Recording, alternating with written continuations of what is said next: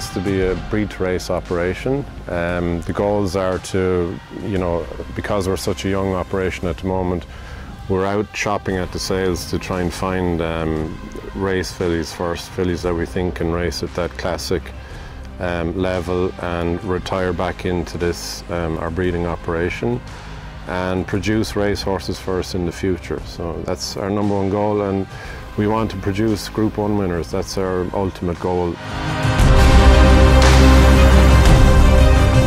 So Jannah Rose, she fit that profile of what we're looking for physically, and when she came out of that stable at Goffs, she just commanded your attention. She had such a confidence level about her, and she moved with such efficiency that she just looked like an Oaks type filly.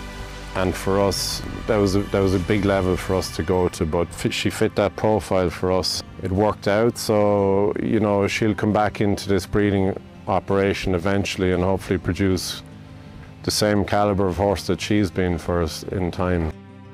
It was a big relief that when we did finally, we were able to acquire the filly. It was a huge moment for John Hayes, the breeder. I've become quite close with him. He's followed her career and he's been actually alongside me for each of our races. She went to Ian McCarthy's Grange Core farm for pre-training and breaking. She spent 5 months with Ian and then went over to France. She arrived to me late last year in June, as you know, so we only give it one race last year because she saw a lot of quality.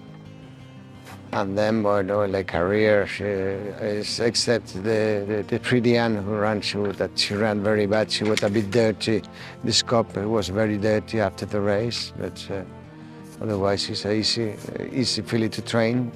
And she did all we asked her to do. In August, I started to work her, and I talked to Kieran that I think she showed some quality. She's a very special filly for us, very important to our organisation. She was our first European Group 1 filly. She's only run 5 times now. She's won her maiden, a Group 3, Group 2 and a Group 1. And we still have very high expectations for her. She'll run next in the Prix de l'Opera, which each and every year I feel is the most competitive fillies race. It's the last big Group 1 for fillies and mares. It's so lucky for me to work for them, Shira'aa and Kieran Lalor, that give me the chance to do what I want, the best for the horses. As I tell you, they are horse people, and they never tell me where to run or wherever. I think we're going to run the Prix de l'Opera, and then maybe the British Cup. That's the plans. They may keep her in training next year. We'll definitely be at the Orby this year. I'm kind of like a kid at Christmas when these catalogues come out. So for me, I think the Orby in the last few years especially has gone from strength to strength. In 2021, we came out with 2 half-sisters classic winners. One of them is now a Group 3 winner. We have big plans for her next year. And of course, Jannah Rose, who is, she's the queen. She was the nicest filly in that sale for us. And a very proud moment for us to see the catalogue come in the door with Jannah Rose on the front of it.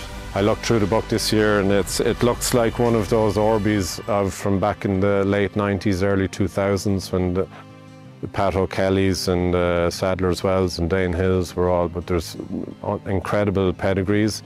It's a credit to Goffs and to the breeders, especially in Ireland, to support that sale, and we'll definitely be there for sure, yeah.